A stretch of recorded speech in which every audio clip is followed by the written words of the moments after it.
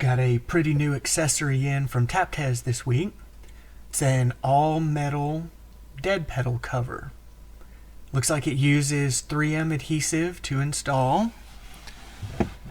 And really you just have to line it up with the ribs here on the dead pedal. And pretty easy. Looks like a good match with the TAPTES pedal covers. I like the chunkier rubber bits on these. Look very similar to the plastic that we'll show on that. So let's install it here.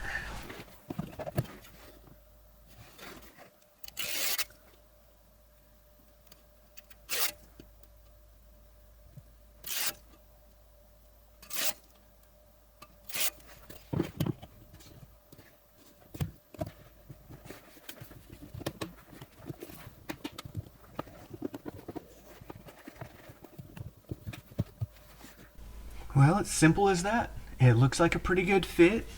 These holes could have maybe been a little bit shorter to line up a little bit better, but I don't think it's a big deal.